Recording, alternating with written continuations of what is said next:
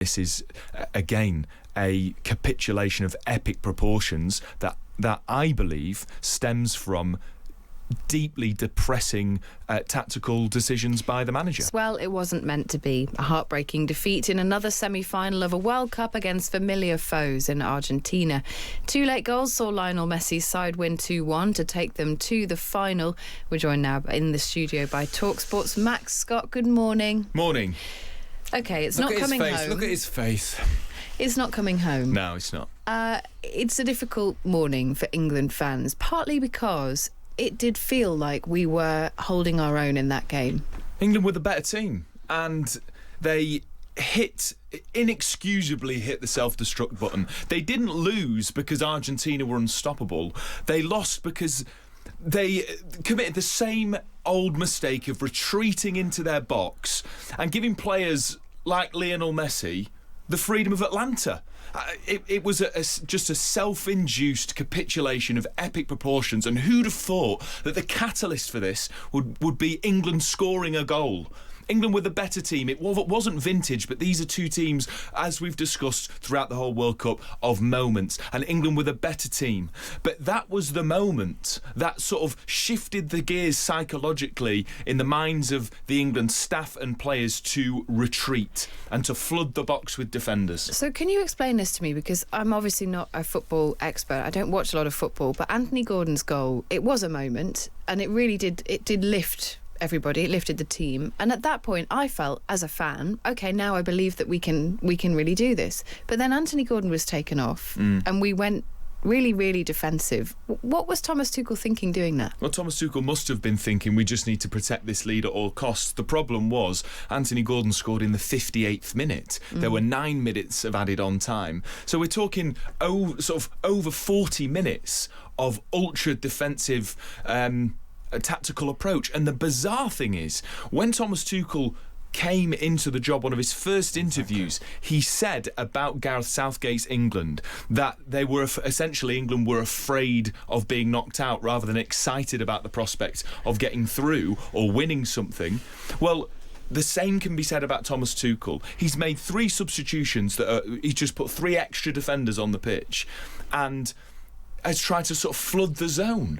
England were in control of that midfield battle. Argentina didn't have the legs, and they sort of resorted to dirty tactics. There's already 5-minute compilation videos doing the round of this sort of constant pushing in the back and stamping on feet and tripping players after they'd given the ball away. Diving all over the place. Well, and that. Despite all of that, England's midfield had controlled the game. They'd found the space. Argentina were petrified of England's pace in behind, and that is what ultimately got them their goal. They were, but then watching Argentina, you could see the mentality. The mentality of that side was, we are not stopping until we win this game. And we can talk about the dirty tactics, but they had a very, very different mindset to the England side. And I don't know whether that wins or loses people football matches, but what I can't understand is what is it that we're lacking? What is it that Argentina has that we don't have that takes them to that point which we just can't get to? They expect to win. Yeah, it's difficult to quantify, isn't it? Yeah. But they were like a juggernaut at the end. They were but we allowed them to be that, Kate. That came from a tactical decision for me, not a psychological one. And yes, there is a psychological element, but I think that is a manifestation of negative decisions made by the manager. But even before we made that defensive change, our players were not going for things in the same way that Argentinian players were. We were holding ourselves back. We were being careful. We were not going for things in the same way that we were. We didn't want it as much. I don't feel like we were going forward as much as they were. That's a different point. That I think we wanted it as much. I think that winning teams, it's a contagious thing. And if you're a country, in this World Cup, Argentina have nearly been out several times. They've got the best player in the world, properly, Messi. They don't think they're beaten. And we are frightened of being beaten. And I think you're totally right. I think there is a psychology, there's a national psychology here. The 60 years of hurt things, it's annoying. But it's true in all sports. Teams get weighted down by history until the point they kick history off and live again. And what England, we thought they were going to do this World Cup was rigid. Because You can think of Italia 90, you can think of the Euro 96, you can think of Mexico 86.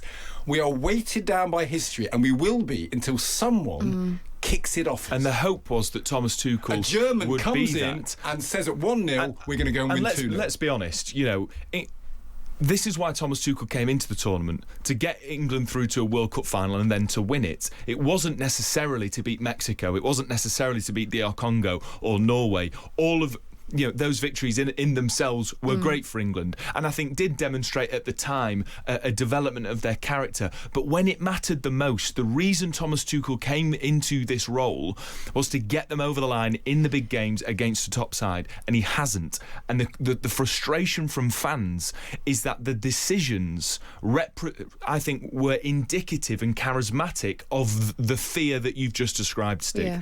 And in the last 11 World Cups, the team that scores first in the semi-final wins that game, apart from twice. England in 2018, England in 2026. It's a mentality. It's a mentality thing. But I want to come on to talk about Thomas Tuchel. But I just want to, before we do that, there were some really bright spots. There was some amazing defending. There were some really wonderful moments for England. Who do you pick out as our stars of the game last night? Jed Spence. He was pretty spectacular. Yeah, Jed Spence, who is a right footer playing left back, plays for Tottenham, who finished 17th for the last 2 seasons. Jed Spence, who's come under lots of criticism about his attitude and about his application, and in the past 2 games I think he's been wonderful. And a slide tackle against Lionel Messi in the box when it was still 1-0 was probably one of the highlights of the game. And you've got to say that it was probably Spence and then Jude Bellingham that were the better players. But having said that, I mean, that it's not even a silver lining. This is, again, a capitulation of epic proportions that I believe stems from deeply depressing tactical decisions by the manager. So does Tuchel get to stay? Well, I think he retains the backing of the FA. The FA are right not to make a decision that is based on emotions and an immediate one. So for now, he does. He gets to learn from it as well. Yep, and there's a Euros on home soil coming up, so you would think that is always going to favour England. They've only ever won on home soil, got to a final on home soil, in the 2020 Euros. But this is it's a dark day for English football. Stay there, Max. I'm going to bring in John Bonfilio, who is our Latin America correspondent. Morning, John. Morning, Kate. We have to have the flip side of this, because I imagine the reaction to this win from Argentina fans has been pretty significant. Yeah, huge. But I actually think both sides of the discussion speak to each other, because to Stig's point about sort of history and the weight of history, one of the things about this Argentina side is that they do, it's not just that they understand their history, but they've co-opted it. They've taken it by the throat and they've moved it on. And I think almost that's Thomas Tuchel's biggest crime in the events of yesterday, is not recognising the narrative, the storyline that Argentina were on, which was all about driving things forward, and almost the goal sort of sparking them into the kind of reaction to adversity, which is part of their national story, which was part of their semi-final victory over England yesterday, and which also is clearly one of the reasons why there is such kind of ecstasy and euphoria breaking out across Argentina, and in particular in the centre of Buenos Aires, because it isn't just about winning a football match. It isn't just about beating England. It's about the kind of victory that took place, and emerging from, as Argentine coach Leo Scaloni said, there was blood on the water, and then Argentina happened. Well, and they unfurled a banner, didn't they, on the pitch at the end of the game, talking about the Malvinas, the Falkland Islands always being ours, I think was written translate on the banner. belong to Argentina. Argentina. And John, that is that, I assume, what you're talking about here? That's the narrative. Yeah, I think there's a number of different strands to what ends up being sort of an Argentine nationhood identity, especially in the context of sort of football in 2026. And of course, the Malvinas, the Falklands, is an inextricable part of that, which of course we discussed yesterday. And it is part of the sort of almost the religious frenzy of of what took place and continues to take place. I'm going to use the word messianic here because, of course, it relates to Lionel Messi, but it is also about, it's part of the drawing, the closing of the story of the circle with this World Cup is that it isn't just the Falklands, it isn't just Diego Maradona, it's also about giving this footballing deity the sort of send-off that he deserves, and that is how these Argentines are playing and refusing to accept defeat. It's a kind of animalistic force, I think. It doesn't really adhere to standard footballing principles. Yeah, that's how it felt, John, watching it. Thanks very much. That's John Bonfiglio there, our Latin America correspondent. Max, what does the team do now? How do they regroup? What happens? Well, they have to play the bronze medal match against France, which is the most pointless game in football. Winds me. It always wound me up they even play that. Why do they need to play that? No one cares. I don't know. And imagine getting injured in that. Funnily enough, I was asked to host talkSPORT's live coverage of this, and thankfully I have an excuse in that it's my friend Stig do, and I've got my first weekend off in 6 weeks, so I politely declined the offer. It is the most pointless game in world football, and that's what's next. And then when is that? That's on Saturday evening. 10 o'clock. If you want to watch it, which you don't. And it'd be fascinating to see the listening and viewing figures for that game. What next? I mean, there will naturally be a continued and extended reaction and criticism by the media, by fans, and we will see whether the FA hold their nerve in keeping Thomas Tuchel, because there must surely be some serious questions about, and they have to ask him about why on earth he made the defensive decisions that he did. Yeah. And so that's going to be the continued reaction, and then we'll forget about it when the Premier League and the EFL returns, and then this conversation will be resurrected, brought up from 6 feet under, and we'll have these same conversations in 2 years' time at the Euros. Max, get some sleep. Well, I'm in till 1 p.m, so I've After got to that, wait get for some that. sleep. Take the good bits. There was some, Anthony Gordon. I said this when we spoke a couple of games ago. Anthony Gordon.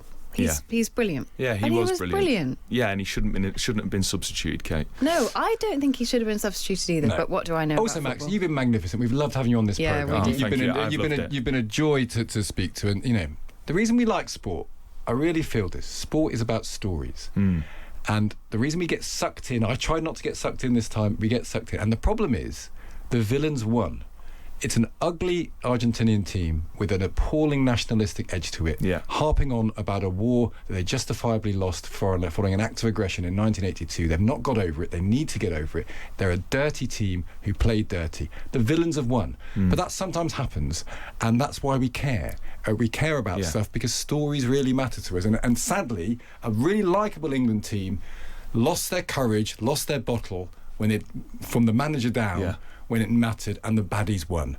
I don't know. I'm glad you said that, because it really did feel like the extra sting. There was something distasteful about this. Oh yeah, I agree. And so often, and might I just sort of posit this, so often, understandably so in history, England fans have been criticised for their conduct and behaviour, rightly so. But that has changed massively. Only 20 arrests, this isn't including last night, I don't know what happened in Atlanta, but only 20 arrests from tens of thousands of England fans, and that is one of the sort of smallest in terms of nations at the World Cup. And so I think England fans didn't politicise this, didn't make this about the Falklands, weren't antagonistic, and large swathes of Argentina fans and their government have made this incredibly distasteful, and the players, and that made it even more sickening last night. And my memories, you talk about stories, are in the Euros, recent Euros and World Cup failures, leaving the pub or my home, wherever I've happened to have watched it, and sitting on the grass, sitting by a tree, sitting by a fence, and feeling so downhearted sort of by the situation. And I really felt that there was an opportunity last night to create a new story for myself, to create a new memory for myself. And sadly, that sort of sad story continues. But thank you for your time in this World Cup. It's been a pleasure. I think that's how we all feel, Max, so thank you We're very getting much. it back in a couple of hours. You've got to cheer up.